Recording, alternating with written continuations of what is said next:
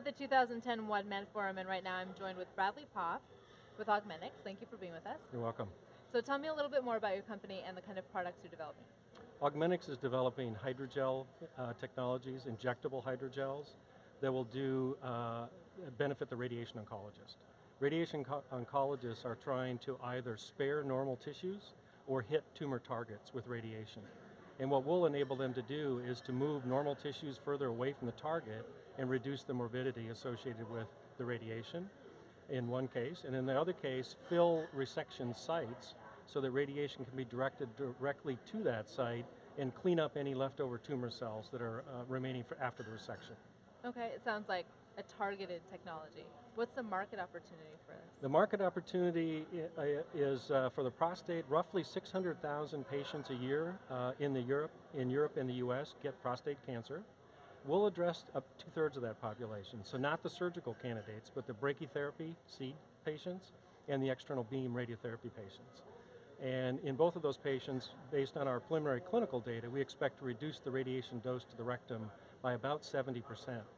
The problems that occur when they get radiation include bleeding, mucus, diarrhea, frequency, pain, and this can be a lifelong lifelong condition after a radiation therapy. Further complicated, I think, by the fact that most tumors occur in the periphery of the gland, and so the physician's left trying to balance getting enough dose to the prostate, but not so much that you hit the rectum. So that teeter-totter means that they don't get enough cancer kill, or they get too much rectal injury. What we'll do is move those simply move those structures apart and allow them to deliver more radiation to the tumor and less to the rectum. And in the case of breast cancer, the similar population is around 160,000 patients where lumpectomies occur, and that's the most likely site for a tumor recurrence, is where the tumor was taken out of, cells that fall off during the procedure. What we'll do is allow the radiation therapist to see the site. The gel will show up in their imaging, direct their radiation precisely to it, and do that over several weeks. Their options now include surgical clips which move, or using the simple seroma that fills the cavity. And all of those things aren't usable because they change, move, deform.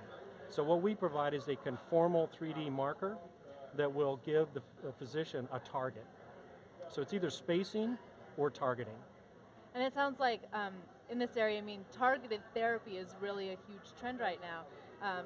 You mentioned breast cancer, and in the past, women had to undergo mastectomies. Now people are really focusing on lumpectomies, and the Correct. same trend is happening with prostate cancer as well. Would you agree with that?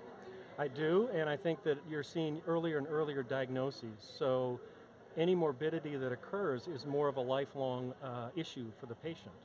Now, the other population I didn't mention that we will address with breast is, in addition to targeting, we believe the gel will reduce seroma formation and give a better cosmetic outcome. So less dimpling and scar contracture. That portion of the population is about another 500,000 patients. So in combination, the prostate opportunity at a price point which we think is conservative in the US of $2,000, and in Europe around $1,000, very robust price points. We'll have roughly a $250 million market in breast and a $500 million market in prostate. If we add in the cosmetic benefit in the non-cancerous breast patient, that adds another 500 million. So in total, this is somewhere around $1 billion to $1.5 billion opportunity. And in both places, there are no competitors that address this particular need. Only ways to track more closely in case of prostate, or percutaneous devices for breast that are associated with infection and other morbidities. Okay, so as long as we're talking about numbers, tell me more about the funding needs for this type of technology. We just closed a B round in October, which will take us through our US submission and US study start. We expect to be CE marked at the end of this quarter in Europe. We have ISO certification expectations for this month, and the next round of funding will occur end of Q3, and we'll be looking for money to take us through US market launch, somewhere in the order of 10 to 15 million, looking to raise at that time. Okay, great. And you're at the OneMedForum this week. What do you hope to gain by being here? We're hoping to make the connections that we need to further the business and the interest that the VCs will share with us in developing that business. Okay, great. Well, thank you, Bradley, for stopping by and talking to me, and good luck. Okay, thanks.